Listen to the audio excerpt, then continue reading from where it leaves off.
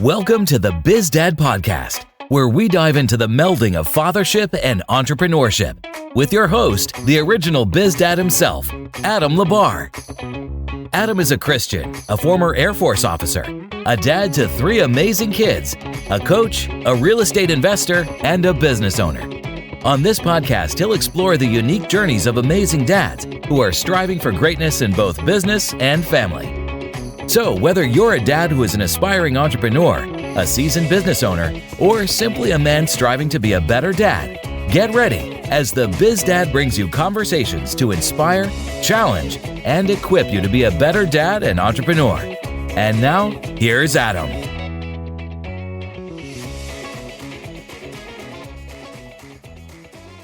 All right, everybody. Welcome to the podcast. I'm very excited to have a friend of mine, Joe Wechsler. Wechsler, is that how you pronounce it? Wechsler. Yeah, Wechsler. You know, I knew that too. Dagnabbit. Should have asked you before we recorded. But again, we don't edit, so now you get to hear this. Joe Wechsler on the podcast. He is a good buddy in Go Abundance, as you guys are getting intimately familiar with if you've listened to multiple of my episodes. But Joe, I want you to start kind of just give me a little bit of background on you, your family, and then if you're ready, you could dive in just kind of a little bit of relationship between you and your dad and how that kind of molded you to turn into where you're at now. Yeah. All right. Glad to be here, Adam. Thank you. Joe Wechsler. I live in Charleston, South Carolina. Been married to Sarah.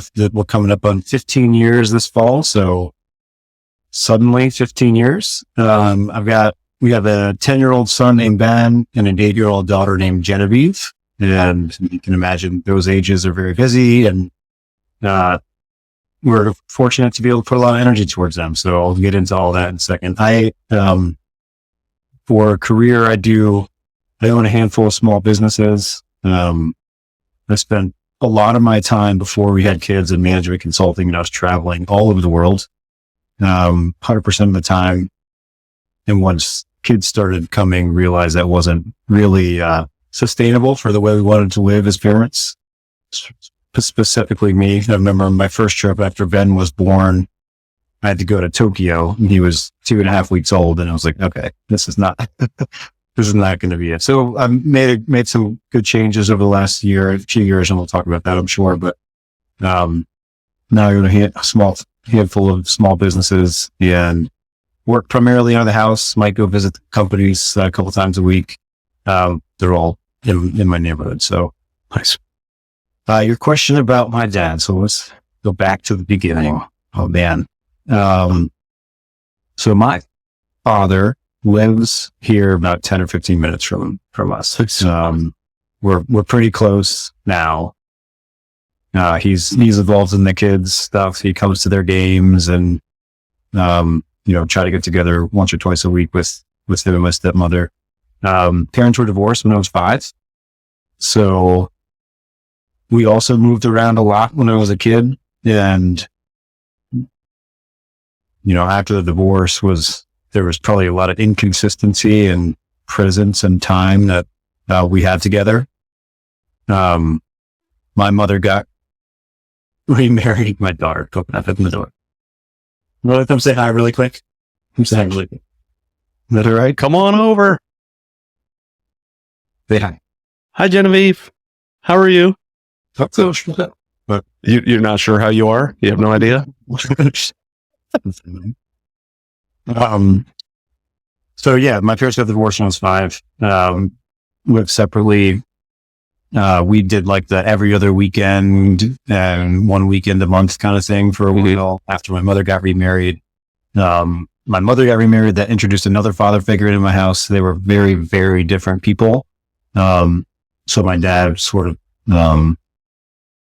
laid back and a little bit more passive about things, whereas my stepfather was 100% Italian, off the boat, like hard charger, pretty rough around the edges.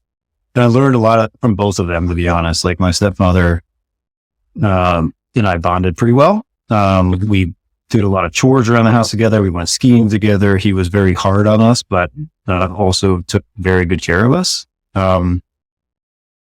So it was a totally different relationship. Definitely not my dad, but one of mutual respect, I think. At least for me. My sister had a little bit of a different experience, I think, at least the way she remembers it. So, my mom and stepfather actually ended up splitting as well, when I was in high school. So that got ripped up. They had a couple of kids together, 2 boys, my brothers. One of them passed away, when he was 3, he drowned, and that sort of put losing a child. I mean, it's crazy. The anniversary was actually earlier this week, 30 years ago. And I was with my other brother who lives in Colorado. So yeah, all pretty tight, but very like interesting things that happened throughout childhood. When I went away to college, by the time I went away to college, I was pretty much independent in a lot of different things. I mean, I couldn't rely on my parents financially, which was fine. I mean, that's not a complaint. It's just the way it was. So I was financially independent from the time I was like 15 or 16, except for the roof over my head in high school. And, it feels like it had been a couple of years of distance between me and my dad that, I realized at some point had to be patched, and I sort of had to take the initiative to do that. It wasn't like there was any event that there was a falling out, but there was just disengagement. And I was growing up, right? I mean, late teens, early 20s, you're out doing your own thing. So, and there was again, the financial aspect where I wasn't getting any help. So, but honestly, when I, probably 21 years old, I just kind of made it a point to reconnect and engage with him, more frequently. And he was right there to do it. It wasn't, but I kind of had to be the one leading it. So how any of that influences the way I'm a dad, I have no idea, man. Yeah. So yeah, where do I go with all that? That's, quite the upbringing going through all of that, I would imagine. So, I don't know. I would say that there's almost no way that it doesn't influence you, right? Because your previous experiences, I don't remember who I was listening to, but they're talking about like this conversation between you and me is not a conversation between you and me. It's a conversation between me and everybody else I've ever interacted with, and you and everybody else you've interacted with, and like how we were raised and all the stuff. So like we're looking through things from that lens all the time. So you're going to be looking through things from your stepfather's lens, from your father's lens, from the, loss of a little brother to all sorts of stuff, I would imagine. So, the influence, the more we analyze and dig deep, I think the more we find the influences. It's just a matter of, how much we're digging into it. But, you mentioned connecting with your father in your 20s, reconnecting back with your father. Now, it doesn't sound like, from what you're saying, that there was like a problem or like issues that you guys weren't talking, just that you weren't really connected. So, tell me a bit, like when you went back and you tried to get, when you went back and connected with him, was it like, hey, this is all brand new to me again? Or is this like, it was like nothing ever changed and we're still, father, son, just like all old times? Yeah. I mean, it was, sorry, I cut out a little bit. I missed a couple of things you said there, but when we, it was like nothing had changed. I don't think he maybe felt the same way I did. I might have lost. He hadn't expressed it. So, well, I don't know if I got lost or if you got lost, but I had to restart something. Kind of disappeared. I stayed in. I don't know.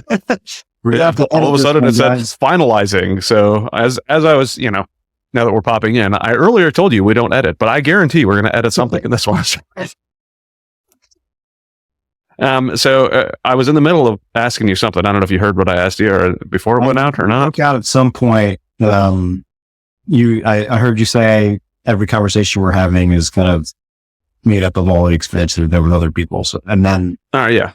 And I'll try to start from there. The question I heard you ask was if it was normal for my dad or not, if it felt normal or whatever. Yeah. When you guys reconnected, like, did it feel like it was, just like it used to be? Or, I mean, I don't know if it was like we didn't talk for 5 years or just some text messages back and forth here and there, or if it was just like literally estranged. Like what did that look like? Yeah, it wasn't estranged and it wasn't like we hadn't talked. And this was before cell phones. So texting wasn't a thing, which maybe would have made it easier, to be honest. You had to pick up the phone. I had to be in my room. He had to be at his house. Email wasn't even really that ubiquitous yet. So, it makes me sound super old, but it's still all true. I'm sure you remember it, but very much so. Yeah. So I think it wasn't as if like I had to go back and fix anything. It's just that I had to start being intentional about it. And if he ever felt like we had lost the step, he never articulated that to me. Like I said, he was there. He was like, cool. Yeah. But as soon as I started engaging, it's not like I had to pull along. It was easy. And, we've been obviously like, you get through college, and then I was traveling, I went to grad school, I lived abroad for a while, getting married, all those things. He was part of it, but not necessarily day to day. It's really only the last few years when he moved, into the same city we are, where it's been more regular. But yeah, it's awesome. Since then it's been solid. So do you take that intentionality? Like, I mean, you were intentional to reach out to your father. Do you take that same intentionality, which, I know a little bit about you, so I'm assuming the answer to this, but do you take that same intentionality when it comes to your kids, to kind of make sure that you are an intentional father in their life? Yeah. And what does that look like? 1000%. Yes. Yeah. I'm excited to hear all your other guests talk about this too, because I'll always learn better ways or different ways to go about that. But, there's just a million quotes you could say, like 20 years from now, the only people that are going to remember you work late are your kids, things like that. I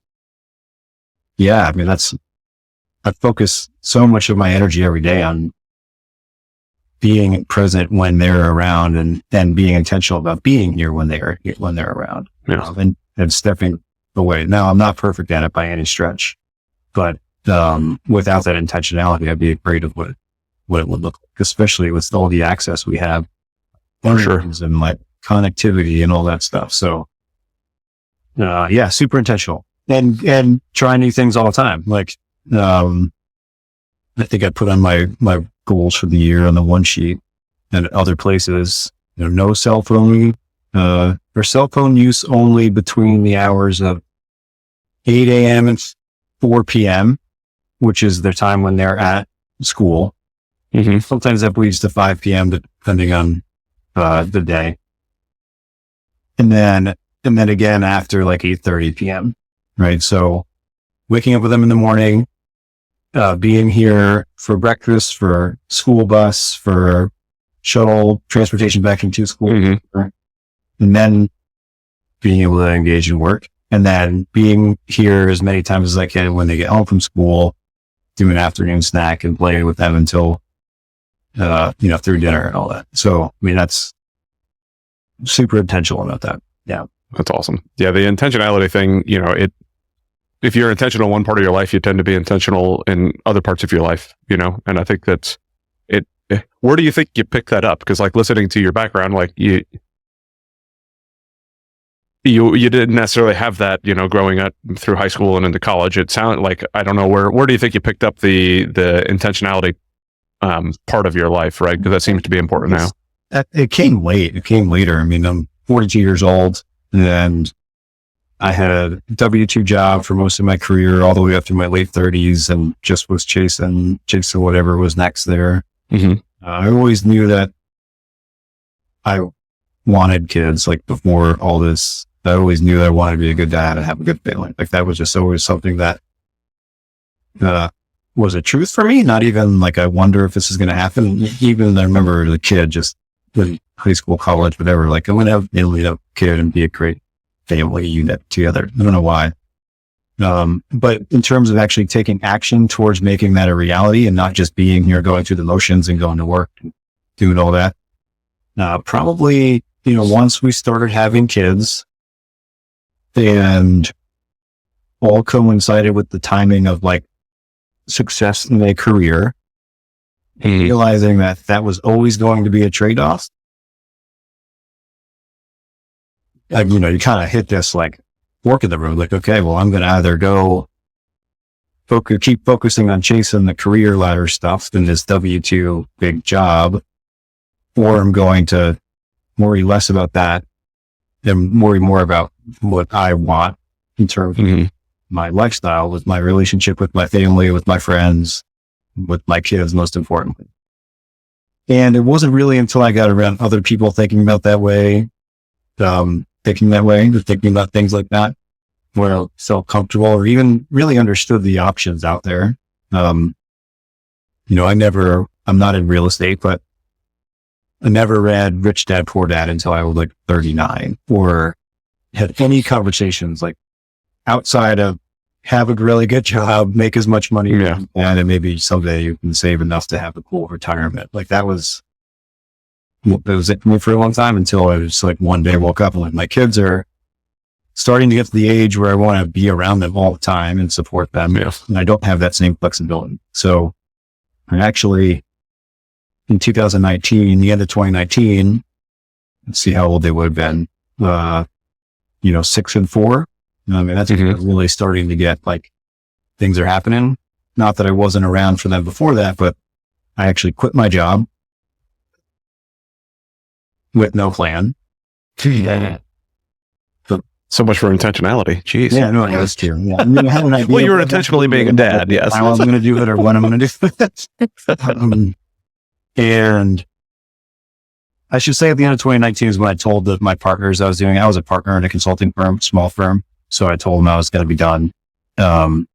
We came up with the timeline, and then February of 2020 was when we made it official. And then March of 2020, everything shut down. COVID, which, man, I mean, I hate saying this, but what a blessing that was for me and for our family. At the same moment that I'm making decisions for the family to be engaged and be intentional and like make that the most important thing, we were given this gift of just like uninterrupted time together. Yeah. Where we were just at home for, obviously there was those first few months of just straight up lockdown, but we kind of carried that same momentum through the last couple of years. So, that actually helped us establish some habits of the family and me as a dad, where like if I ever took any of that time away that we had during that, it would feel like we were taking something away. So obviously it's evolved a little bit since then, and you're going back to school and, we're out and about more, which is awesome, but we're still kind of anchored to the connection and the presence we were able to achieve during that time. So yeah, I'm surprised at how many people, like almost everybody I talk to, like in this type of format, that's the thought process they had behind that, like the ability to reconnect with their family on a different level and understand what they were missing, or, kind of see things from a different perspective through COVID was, whatever side of the spectrum you're on when it comes to what you thought about COVID lockdowns and all the stuff. It doesn't, like, if you went to it going, okay, well, I mean, I could either be a victim in this or I could be a victor in this, choose the victor side and enjoy the time you have with your family and figure out how you can make it positive. I mean, like the amount of people I hear say something very similar is, it's great. And for us, it just all happened to coincide with other choices we were making. So it wasn't all totally forced on us. It just was like, okay, now I've got this environment where it doesn't matter that I'm not at an office anyway, because nobody else is. So now I can really pour into it. And then, designing everything from there so that I can still be able to do that is the constant struggle and the thing that, something I always work on. Because like I said, I quit my job. I had nothing to do. And then I went and created a whole bunch of stuff to do. And it had filled my plate, but I've been able to do it in a way that still gives me the ability to be home or to take trips or things like that. And that's always a balance, because I can always spend more time at an office or working, but just trying to really be intentional about designing in a way that still gives me growth on a professional and a career side, but protects everything that's most important here. So I think that let's go into that professional career side a little bit, right? So you said you own multiple small businesses. What does that look like? What does owning multiple small businesses look like? Like, because you say owning, but not necessarily like what kind of work do you do inside of the businesses that you own, and what kind of businesses do you own? Talk to us a little about that. Yeah, that varies. So, the goal when I left consulting and, like I said, I was a partner, so I owned part of the company that bought me out, had a little bit of a runway. My goal was to go acquire businesses that operated with relative autonomy, where I, as the owner, didn't have to be the one doing all of the work. So that's what I set out to pursue. Again, I didn't really know how to do it, but learned a lot, tried, failed, succeeded, all the things. So, let's see, I guess I've got businesses that run where I talk to the general manager for maybe 15 minutes a week and make a visit every couple of months just to show my face, but that's like the extent of what I do. I've got another business that's maybe one more level of involvement higher than that, where it might take up 2 to 3 hours of my time a week. And then there's one business that I am the CEO of, and that's what takes most of my like working energy. But it's still probably 20 hours a week. But other than that, I've got like this small but growing portfolio of businesses that when I buy the business or when it first comes to me, I'll spend some dedicated time there for the first couple of months, just learning it and making sure I understand the culture, making sure I understand the business, all of the processes, their vendor relationship, the client relationships, our team, so that when a decision needs to be made, I have the context to do that. But I never take on any of the day-to-day activities, even in that scenario. So even if I'm like really engaged in the first couple of months, I make sure that if there is a gap in something that needs to happen on a day-to-day basis, I'm not the one picking it up and doing it and finding the right person to do that, so that 6 months down the road, I'm not doing it and missing my son's baseball game or, whatever the scenario is. Or we can go on a 6-week trip that we did last summer. Awesome. So that's what I've been focused on. The one that I'm the CEO of, obviously, kind of ebbs and flows a little bit more and demands a little bit more time. It's growing very quickly. So again, I've got a great team there to handle all day to day, but I'm still pretty heavily involved in strategic stuff. Is your plan to hire out the COO or CEO eventually? Is that? Yeah, 100%. Yeah. This is a joint venture partnership between me and a large hospital system. Okay. And the goal is absolutely to get to a size that has the CEO in place. And we're pretty close to that, to be honest. That business has taken an interesting turn, and that we might get acquired or merge with another business, so that there's a little bit of gray area of what that looks like for me. Oh, nice. Even if it's the right thing for the business and the rest of the team. So that's my next challenge as a dad, a working dad, is like to understand how that new scenario might impact our family life. But I'll go into that conversation of negotiation and knowing what's important to me. Whereas before, what's important to me was I'll do whatever it takes for the company, get the best paycheck and the best package, and I'll figure out how to do family stuff. So now I'm going into this negotiation with like, okay, I've got to protect this first. Yeah. And that's what I'm going to offer you, my new partner or whatever. And I've been clear with them about that up front. So we'll see. It'll be an interesting exercise. So at 8 and 10, your kids probably, I don't know how much you talk to them right now about the businesses, but I would imagine they probably can.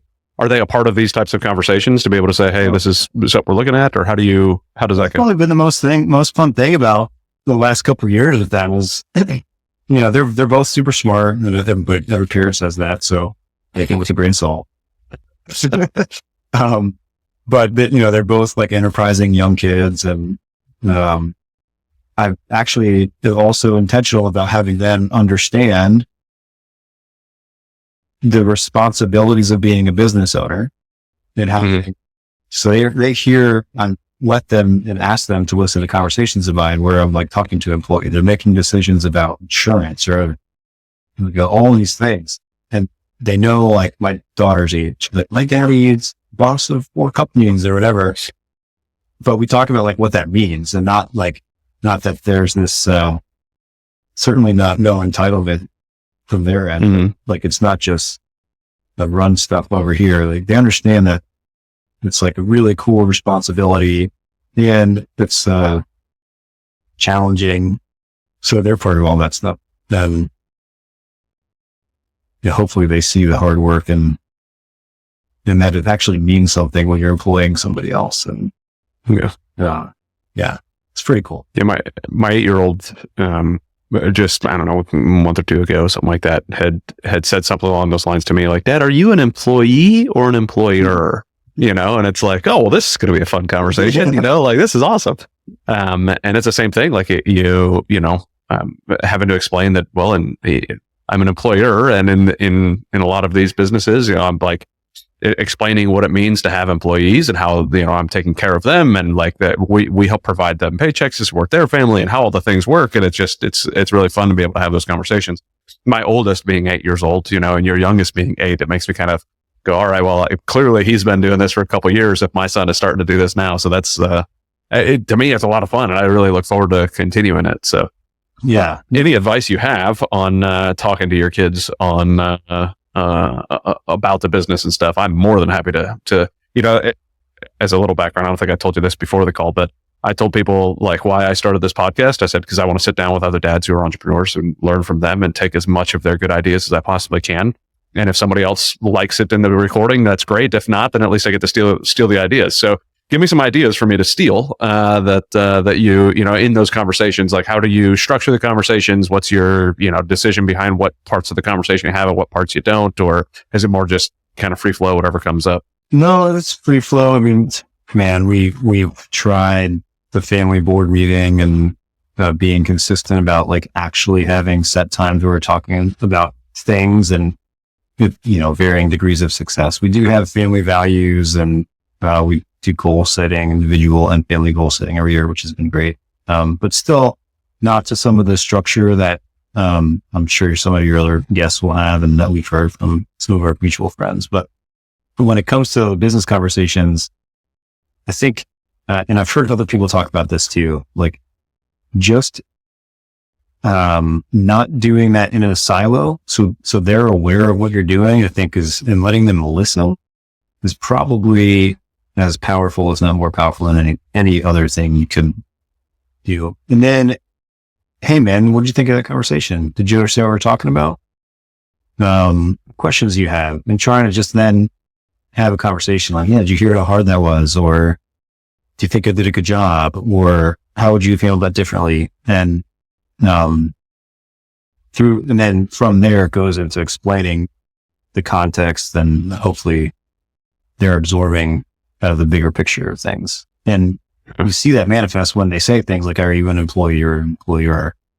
Or they'll make connections later on that is really surprising to me. But I think probably the biggest thing is just allowing them to be there and listening when you're having some conversations every now and then, without it being like the only thing that they know you for, obviously. Mm-hmm. Yeah. So I guess the thought process behind the saying, like, they don't, your kids don't learn from what you say, they learn from what you do, right? So just having them, I have a tendency to always have my door to my office shut. I'll take some business calls in the car with the kids in there, but I think that, especially, I mean, I've got 8, 4, and a 7-week-old, right? So it's like the 4-year-old, not quite. I mean, he hears some of the stuff, but it's a little more difficult for him to understand Daddy's on a call and not, like let's calm down a little bit. But the 8-year-old, like, just having conversations, business conversations around him is fun, because he does ask a lot of those questions. Like, we did a tour of a business that we have up in Atlanta, and we drove up to Atlanta, walked them around, and I got to explain it was a assisted living facility, a memory care facility, and get to kind of show him like what we're doing and what we're rebuilding, and like, he was very interested in what we were doing, and I thought it was a lot of fun. So I look forward to doing more of that, right? Because I've sold a majority of my stuff personally over like the last couple of years, because it's been a great time to sell real estate. Now it's not a great time to buy real estate, but I tell you what, the amount of deals I underwrite and just completely walk away from is a massive amount of a waste of my time. But it is what it is, Flex. That's all right. Yeah, I got to keep the muscles moving. You know, I know you and I have talked about me wanting, like, I would love to go buy some businesses. I would really like to be able to do that. I don't really know necessarily what to do, but I'd love to learn it. And I've been talking about having, doing homeschooling with the kids because I'd like to involve them a little bit more in this type of stuff. You know, I work from home, you know, I've got the flexibility. We have an au pair. So like, I've got the assistants at the house, for when they're not doing stuff, but, to like, I could have an actual business class, you know, with the kids doing actual business stuff. So I thought, I don't know. I think that would be really cool. Well, no, man, we've talked about alternative schooling for a couple of years. We did move my son into a Montessori school this year, actually, but it's still public school, but, that kind of change of pace has been interesting and good for him. But my wife is a teacher, so she works at the school. So her calendar is tied to theirs, which makes some things easier, but that calendar is so strict that like that kind of flexibility, I'm a little bit more of. Selfishly, I want to be able to say, hey, let's go to France for 2 weeks in September. Yeah. Which I am doing this year by myself because they can't like miss school, right? Like, yes. I'm going for a guy's trip, and like, it would have been fun for them to tag along for parts of it. But, you know, like that kind of example of, I've tried to get my wife to think about homeschooling. She's absolutely no way. But she's a teacher. And which for me is an argument for, but, yeah, I think it's just a different relationship you have with your kids when you do that. So she's a little bit nervous now. You know, we've talked, there's a GoBundance chat that we've got going on about, homeschooling, just kind of tossing ideas around. I don't know if you're in it or not, but, you know, I'm too in shiny objects. No, I understand. Yeah. Be afraid of the conversations that would go, but I don't know if I started reading. There's been a lot of talk. There's some other folks that are talking about doing like, what are they called? Pods keep coming to my mind because we have, you know, GoBundance stuff, but, like little homeschooling pods, if you will, where, do them together. Yeah. Yeah. Or you get multiple families together and then you can hire your own teachers, right? And then the parents don't even have to do it. So it's homeschooling with as much or as little parent involvement as you want. But you know, like you get 3 families together to, you know, especially if they're already paying for private school, that just put their money together to pay for a teacher instead of paying for private school like that, you know, could be a pretty solid option. And then your wife doesn't have to worry about that. Yeah, we've thought a lot about the homeschooling thing. I have in particular. Yeah. Mostly because. And you're frozen over there. That flexibility. Which makes me wonder if it's me again. I don't know if I've used, like, it's not. I'm pretty sure it was me. Okay. On this one. So I turned my VPN off. I didn't realize I left it on before the recording, and that sometimes will cut my internet out. Yeah. So now I got to do multiple edits, but, so this is the first time, like I told you, I think before the call, this is the first time I've used this particular app for my own podcast, but I've used it for other podcasts and it worked phenomenally. So I can only assume that it's operator error, because if it's technology and it's me, it's likely operator error because I'm not very good at this technology stuff. It's all good. So, roll with the punches. We're talking about homeschooling and, I mean, so we both grew up going to public school, but then you start reading, like, okay, well, I want to do all these cool things. And then, then the concern about what public school is and what its origins were and how it's just like, you know, not really the right environment for especially the younger kids, which I don't believe.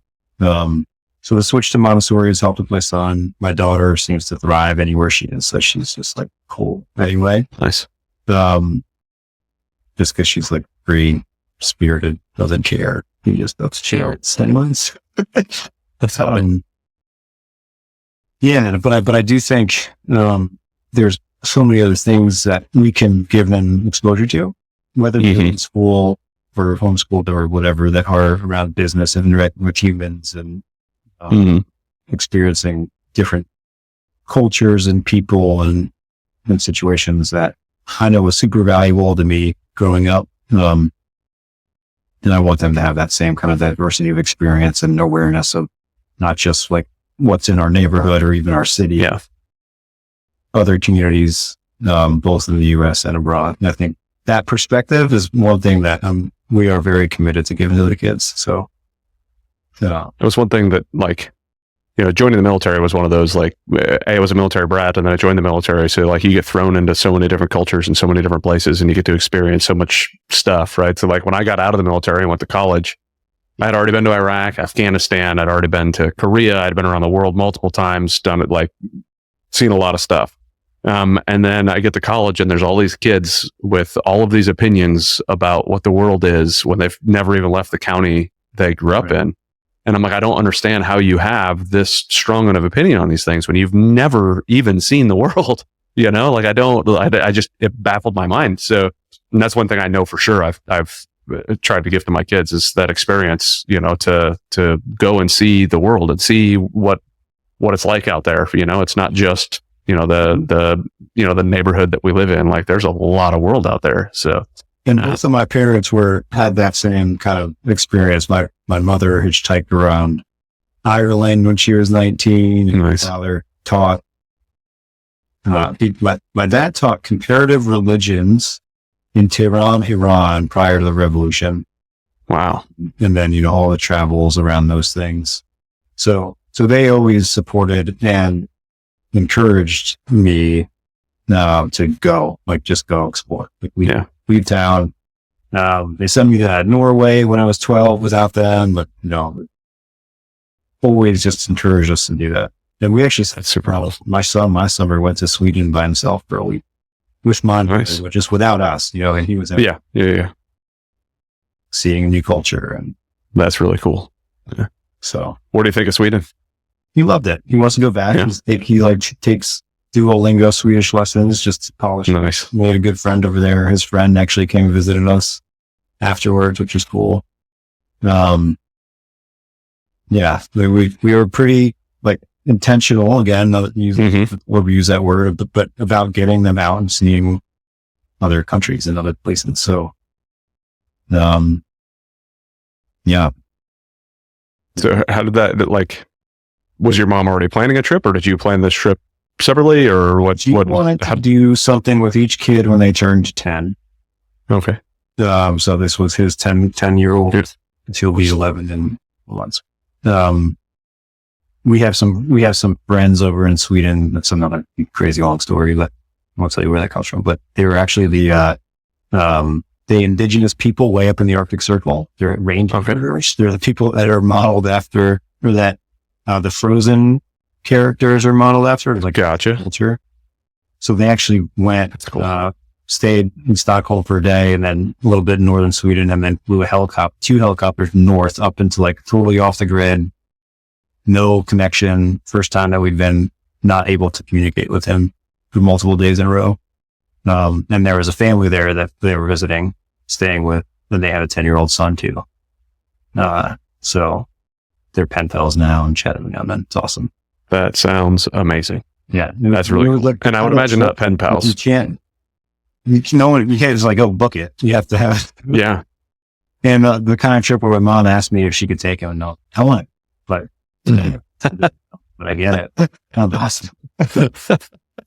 I guess you need to do that now. Just you and your wife. Go do it.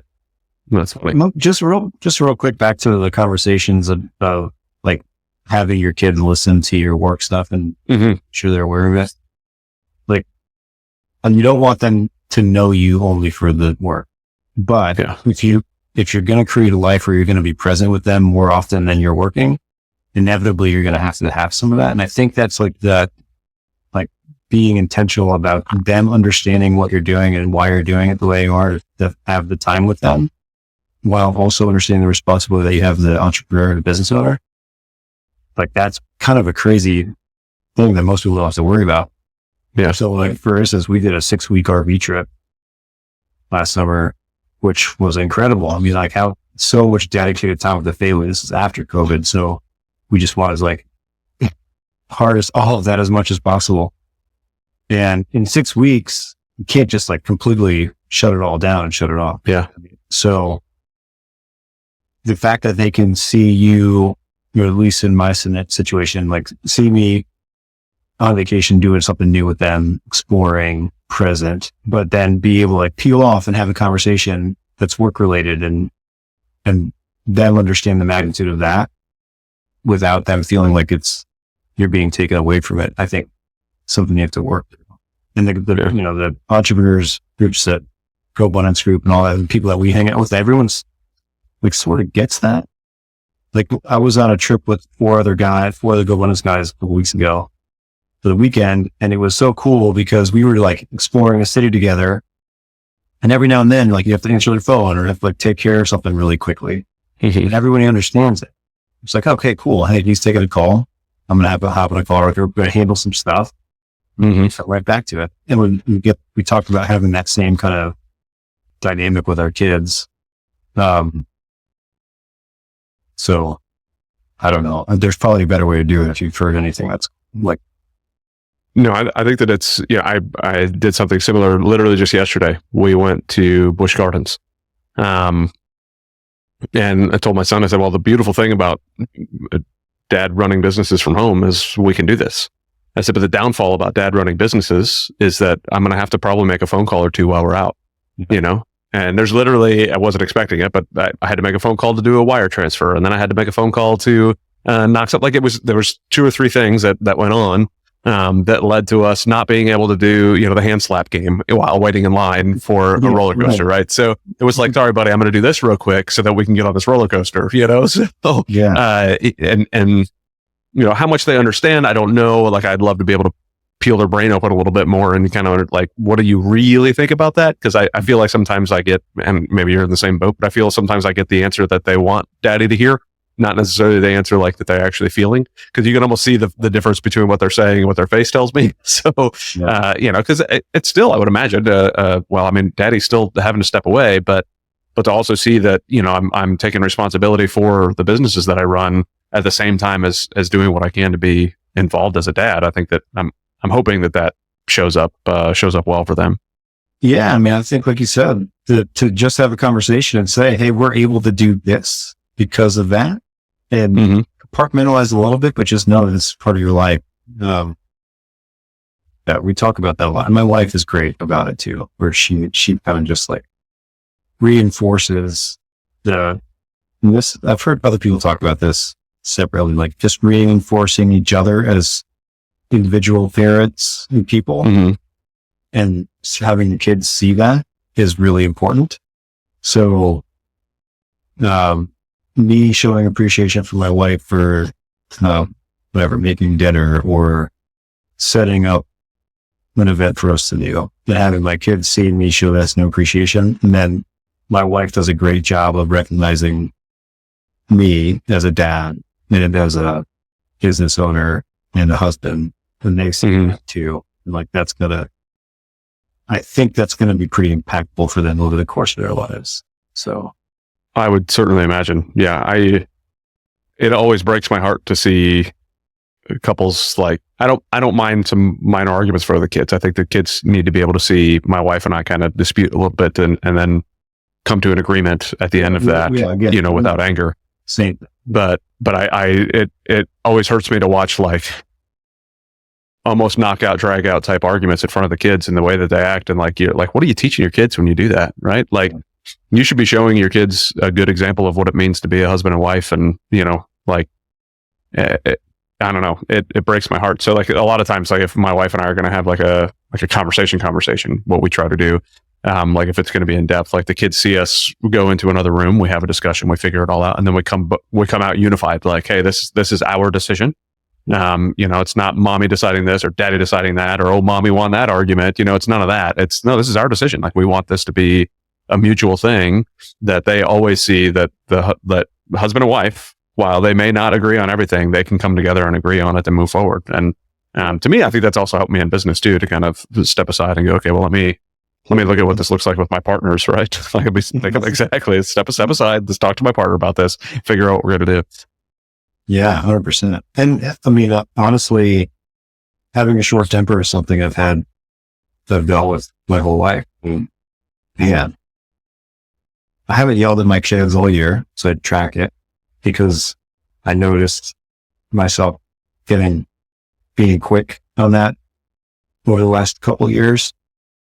letting their just kids, man, letting them get under my skin and reacting very quickly and yelling. And man, every time you do that, I just felt so bad. So I made a resolution this year not to do that. Did it just, they notice it? It was like, man, you're so much more patient than I am. That's awesome though. Well done on noticing it and then taking some action to correct it. That's phenomenal. Yeah. I mean, I'm like, I'm not perfect. My wife would argue too, right? But, I definitely have less patience sometimes with my kids than others, but at least recognizing that I was yelling and that didn't feel good and it doesn't feel good for them. And then taking action. I'm pretty proud of that, but it also came to a place of there was a defect of mine. Yeah. Probably too strong a word, but something, a behavior that I was exhibiting that I didn't want to. So yeah. I noticed that about me. I mean, I was the guy way back in my enlisted days, was the guy that they would call on to fix the problem people, right? Like I was the guy that was able to yell at somebody with at the drop of a hat if I knew there was an issue, and I was in that type of career field where that's just what you did. Like you needed to straighten people out. But it turned me into a very angry person because I was always on that edge, always on that precipice of being ready to yell at somebody. And I tell you what, that's one of the other many things that having a kid made me realize, what are you doing? Like, this is not good, And I've said it before and I'll say it many times, I'm sure again, but, one of the things that I typically do, I should start tracking it just to help me kind of make sure that I'm doing it right. I like that thought process, but, I'll try to remind myself literally out loud how old my kids are.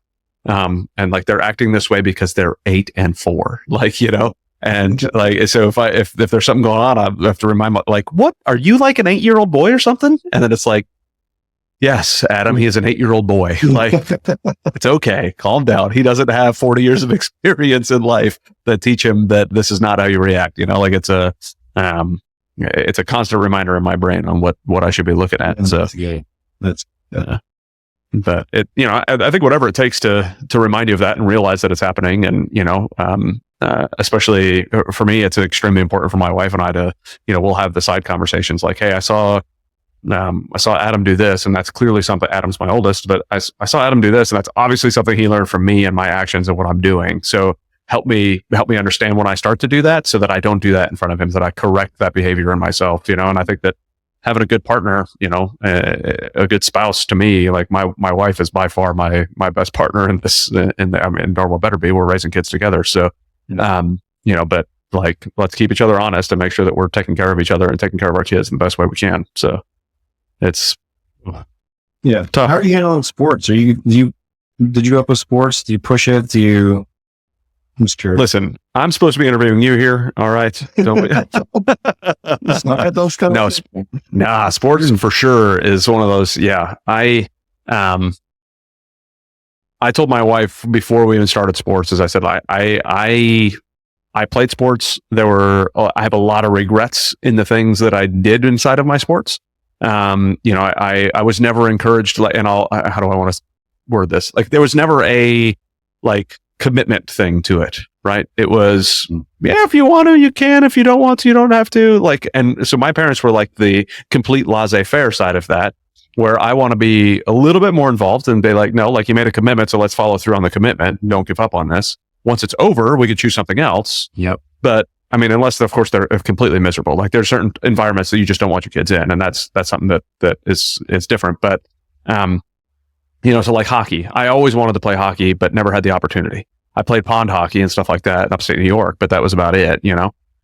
So my son started playing hockey, and then I went, man, did I put him in hockey because I wanted to play hockey, or did I put him in hockey because he wanted to play hockey? And now he still asks, I want to go back and play hockey again. So it's good. But Adam does golf. That's by far his big thing right now. He absolutely loves it. He's solid. The confidence thing's a little bit, with most golfers, right? That's a tough one, but yeah.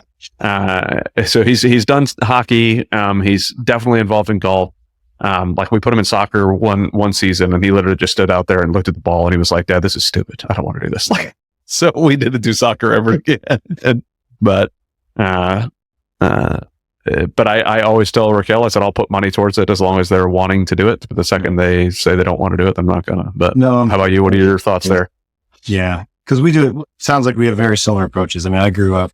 I played hockey my whole life through college, and I still play. Then my wife played softball. She loved baseball. Huge baseball fan. I'm not a baseball. Mean. When Ben brings it up, or Genevieve, when they bring it up, I'm like, yeah, I don't really like baseball. I'm like, you can't say this. You're not telling him he can't play.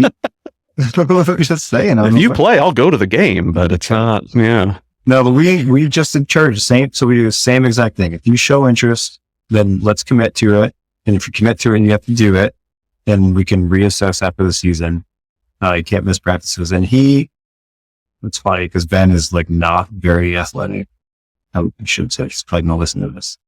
He's really, when he sets his mind to something, he goes after it, right? Mm-hmm. And he will get into it, even if he's not the most talented out there. But he loves it. And like the coaches love him because he's so coachable. He's such a great teammate. So even if he doesn't like the sport, he still enjoys the experience. And then he comes to it. Like he will feel guilty if he has to miss a practice. 10 years old. I'm just like, I don't know where this came from. But he's tried things that he hasn't liked and hasn't continued with. And I'm just curious, like how much depression. And like he tried hockey, skating. He didn't pick up skating very easily. So he had to take him back. And I always wondered, and I pushed that on him, but he sees me playing. So I think I wanted a golf that he's like got a really good natural swim. He's like, there's not enough action. Yeah. Adam, I still wonder with golf if it's the same thing. Like he knows how much I love playing golf, so that's why he loves playing golf. You know, like he tells me his favorite sport is math, or his favorite subject is math, because he knows that was always my favorite subject growing up. So I'm like, how do I avoid pushing things on him when all he does, you know?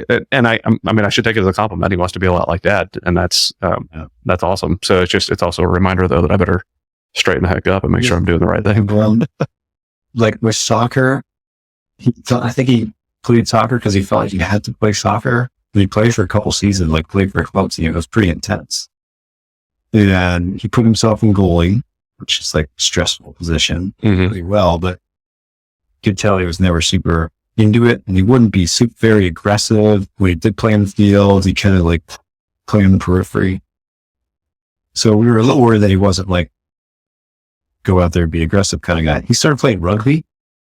She this kid on the rugby pitch.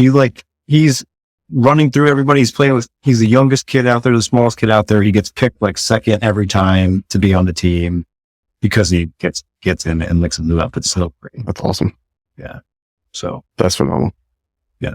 Anyway. Yeah. Adam is always the youngest at the moment with all of the golf stuff that he goes to, right? Because he's 8. I mean, I think there's one, because he's in 3 different leagues for golf. And there's one of them, I think there's a 7-year-old, but for the most part, he's always the youngest. But yeah. And there's one that like the caliber of players is a little higher than the other 2, right? Mm-hmm. And he is not the best in that league, but he is the best for the most part in the other 2 leagues. So it's like a humbling experience, but he gets very upset at those when he's not the best, right? And like if he hits a bad shot in front of these kids who are good, I mean, there's one kid there that he shoots, 2-3 over every round. I've seen him shoot a 37, right? 1 over on, and it's like, goodness gracious, you're 8 years old. The kid turns 9 like next month, and he is solid. It's insane to watch. So when Adam shoots bad in front of them, I think he's only had playing in front of them only like 2 rounds in the 40s. The rest of them have been 50, 51, 52. And if he plays in the other leagues, he's got 0 issues shooting in the 40s, like no problem. But he gets over there and it's like, man, how do I work that? So I don't know I don't want to send him to a sports psychologist at 8 years old. I think it's a little early for that, right? But no, I mean, I about sports just because we both believe, my wife and I believe in the value that it can give confidence and interacting with other kids and coaching and all that stuff. But where's that line? Because it feels like it's so much more intense now than it was. Like if you're going to do a sport and try to play it, like you got it really more intense than it was for us. Feels like. Yeah, especially when you mentioned club level soccer type stuff. I mean, they're always super intense at that stuff. At 10 years old, they're like, it's crazy. They should still be just having fun at 10 years old. Till like 8 p.m. on school nights, so, a couple times a week. Yeah, guess we're doing this. Yeah. So, have you talked to? You should talk to Aaron Velke about that. Just because he coached soccer for years. I literally wrote the book, writing another one. So, and I had him on the podcast too. So it's, I don't know. I think he'd be probably a good person for both of us to sit down and chat with about that thought process, because like I want it to be fun. I don't want it to be, my goal is not to make Adam a PGA superstar, right? I mean, if he ends up being a PGA superstar, then great, but that shouldn't be my goal, especially at 8 years old. Because of him, right? Yeah. So you're not wrong there. Boy, thanks for that gut check reminder. Well, I think it's funny because he'll tell me, he's like, so how much longer do you think it's going to be before I beat you a lot on the golf course? I said, probably next year. Yeah. I don't think it's going to take much. So, shooting with 20s, he's already there. Yeah. Well, hey, whoa. For me, Robin. Okay. All right. Jeez, dude. Hurt. But yeah, I remember. So it's funny because speaking of golf and the business stuff, like I was on that trip up to Sawgrass. So I took my dad to Sawgrass, and I sent a message out to GoBundance, and you were like, "Boy, let me see if I can make it." I was like, "Golly, like what a great environment of people to be around." That they're like, "Hey, let me see if I can make it happen." Like I still regret not making that trip because it sounded like so much fun. And I still haven't played there yet, but I'm also. It was a lot of fun. Yeah.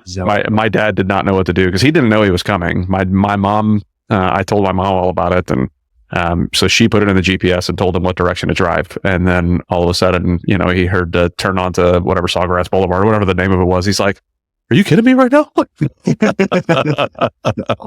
So it was really cool to do that. But man, like just being around folks that are, willing to drop what they're doing and come out and try things and do things and bring their kids. That's yet another reason why I want to do homeschooling stuff is like you just mentioned the 6-week RV trip, and the first thing that popped in my head was like, boy, my wife is on baby leave right now, like we could go on an RV trip in 2 weeks, like why not, like let's go rent an RV and go be gone for a week or two, like then. But if this was September, I wouldn't be able to do that, like because they're going to be in school. So yeah, man, I don't know.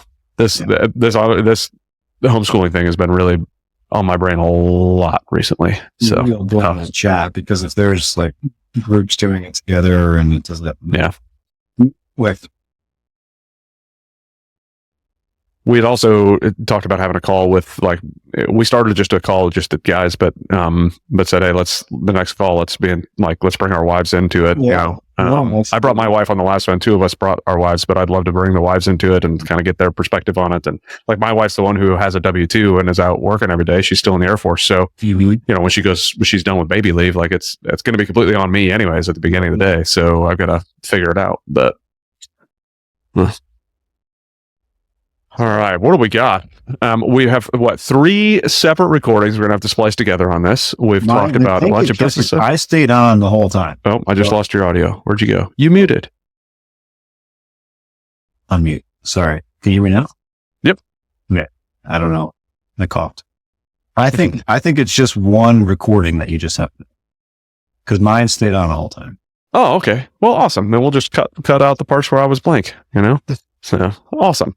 So we had to do this 3 separate times. We've talked about your dad, all sorts of stuff you do as a dad, the businesses you're involved in. Oh, that's why I wanted to do this little refresh because it reminded me that with your businesses, one thing I'm intentional about asking, Callie, saying that word again out loud makes me realize how much we've said that, right? It's going to be like the title, intentionality is key or something, right? It's almost in the same vein as the sports stuff, right? Like I really want to involve my kids in the business, but I don't want to push them into the business. I want them to just enjoy being a part of what we do, So are you including your kids in the business at all besides just having the conversation, or do you have thoughts or plans on what you would want to do? Maybe in 3 years, this is what I want to do with Ben, or what are your ideas there? Yeah. So they're not necessarily included, nor do I have the intention of them being included in current businesses that I have, but I have done businesses with them separately, like they're full businesses. Ooh, awesome. Yeah. So my son has like a pet sitting business. He said, I want to have a pet sitting business. He came up with it. I'm like, perfect. Let's do it. Let's write it all out. Here's the budget and how we're going to market it. The only thing my wife and I have done is helped him with like Facebook pages, Facebook posts, like the neighborhoods around town. But he's gotten jobs, and then we'd like actually put a little some structure around it, so he sees how much he's making, how much he's spending, how he's going to charge, and it's really cool. That's awesome. So he's done one or two things like that, and then my wife, my daughter, who's a little bit younger, kind of tags along with him on that, and then tries to do her own thing, which is great. But I do have the goal of investing in something alongside each of them over the next couple of years. So either a piece of real estate, I said earlier, now is not a great time to do that. Giving them like their own business or their own project that I can help them with that actually has meaningful value, and teaches them that part of things before they get into college or as they're getting into college, so that they're not just getting textbook stuff, which for me, like, that's what it was. I mean, learned some cool things and great college experience. I got my MBA, so I paid for even more college, but all of that academic stuff didn't really teach me how to actually like make money or actually be efficient with time and resources. Yes. So I think there's value in those things.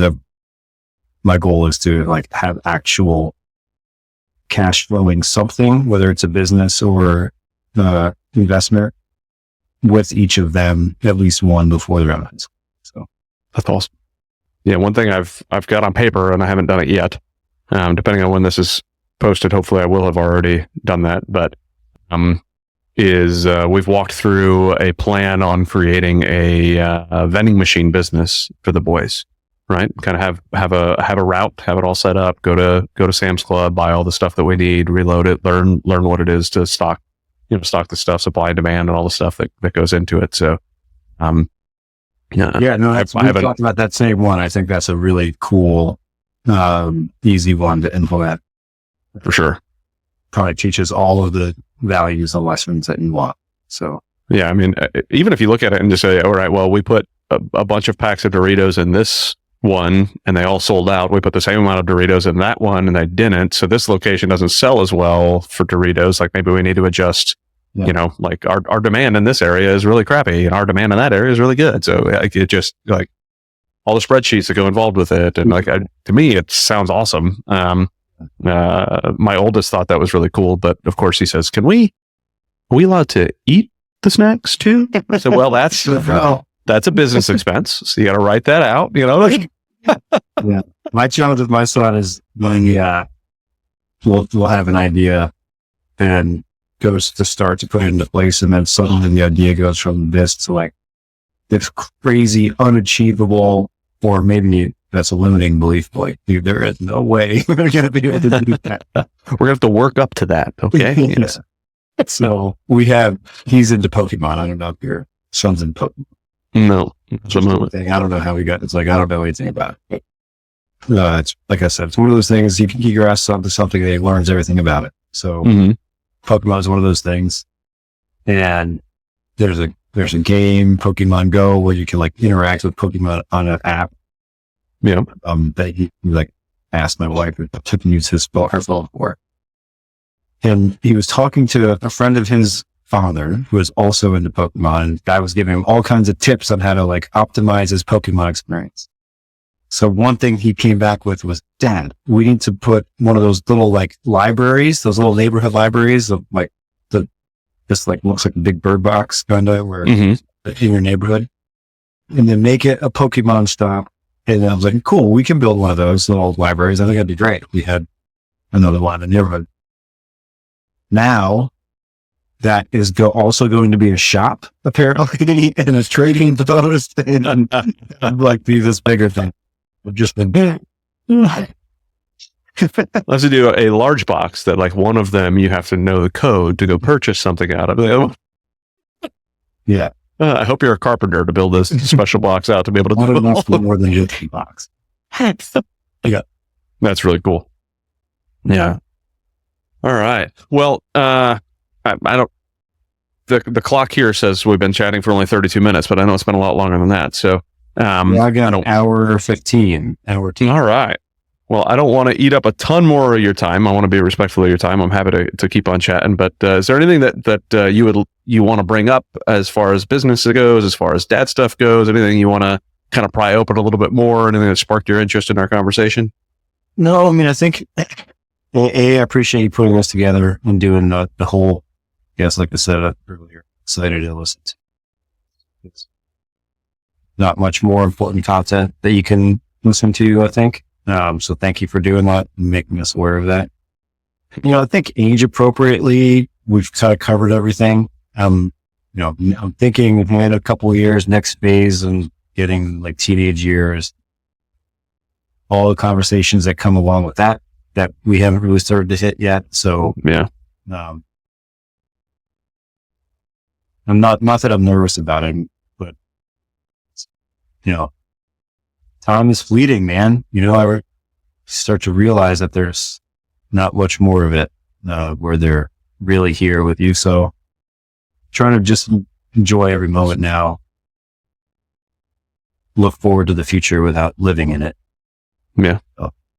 Yeah. That's one of the things I think is it the family boardroom that discusses that, like 18 summers you have with your kids, right? So like you're down to 8 summers with your oldest and 10 summers with your youngest. Like it's, when you like what a perspective it puts, when you start thinking about it that way. And it's like, goodness, I've only got 10 more summers left. Actually, I've only got 9 more summers left with Adam if he goes to college because he started school a year early.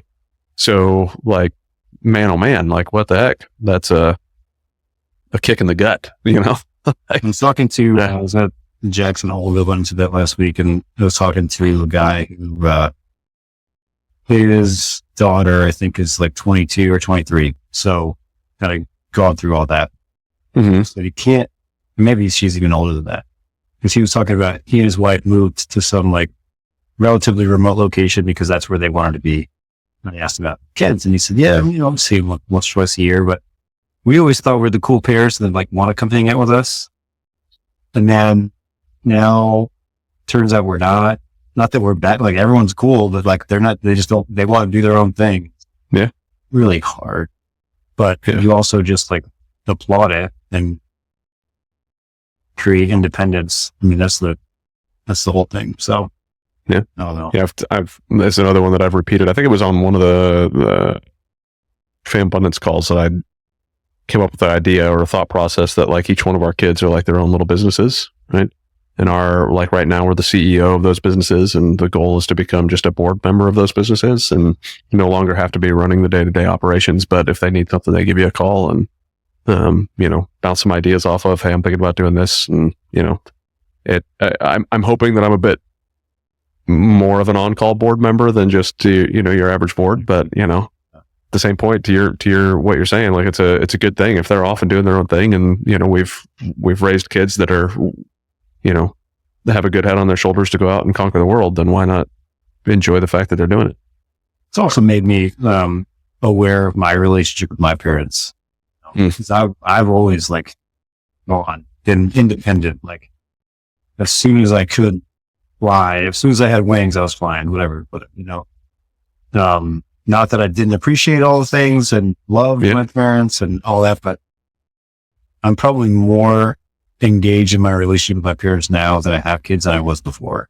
And certainly as they get older and I start realizing the gravity of those relationships, and how they must perceive it, I'm like, all right, I'm all in my parents too, which, is fulfilling, but I'm sure even more so for them. So.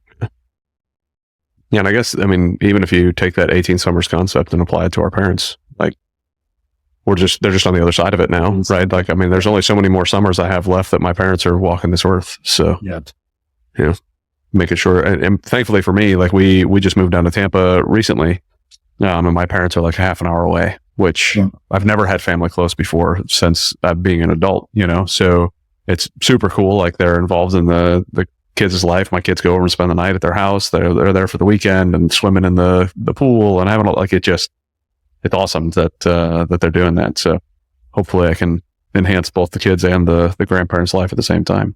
And it gives me a date night. So sold. That's phenomenal. Well, this is great, man. Thank you. Yeah. No, thank you. I appreciate you jumping on. You were one of the first people to reply. I don't remember if you replied on with it. Anyways, I'm glad you jumped on. I'm happy that we got you. I'm looking forward to continuing these conversations. I pull something out of every one of them. I hope people listening do as well. It's to me, it's extremely important to have genuine conversations about things that you're trying to get better on. And, if you're not striving to be a better dad, then, either you're not a dad or you should really contemplate whether or not you're a good dad. Because I really think that every good dad should be always striving to be better. And you've proven that on this call, that you're striving to be a better dad and you're putting steps in place. And, I'm excited to steal a couple of those, including taking notes anytime I raise my voice with my kids.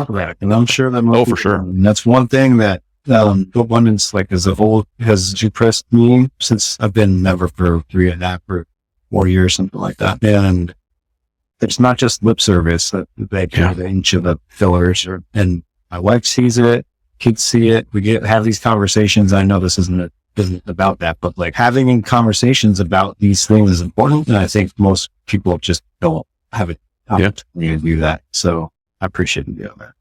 Yeah, of course. I honestly don't think I would have started this podcast if it wasn't for being in GoBundance, because it had brought to that forefront of my brain how important it is. I always loved. We've surrounded ourselves with people that are now confident to talk about this stuff. It's a really important resource for me, at least. So, much agreed for me as well. So, we'll have to find some time to meet up in Sawgrass and actually accomplish that golfing. Maybe drag a few other guys. I mean, it's 3.5 hours for me. About that. Yeah, it's about the same for me. Yeah. So we'll have to try to set that up for sure. I don't know how hard it is to get to the stadium course. The stadium course was shut down when I was there. So we had to do Dyes Valley, which is just it's phenomenal, but I just really wish I would have been able to hit a ball into 17, but no, it was, what a heck of an experience. So I look forward to getting up there again. I love that. Yeah. Well, let's figure out how to do it then, or when to do it, I should say. So. All right, man. Well, I appreciate you coming on, Joe. Thank you so very much. I'm sure that everybody else is appreciative as well, all the 2 listeners that I have on my podcast. So it's, but I look forward to seeing you again in the near future at another event or at TPC. So that was good, brother. Thank you so much. Thanks, man. Thank you so much for listening to the Biz Dad Podcast. We hope you found some value in your time here with us, and we look forward to bringing you the next episode. If you've enjoyed today's show, please subscribe and share so you and your friends won't miss our upcoming episodes.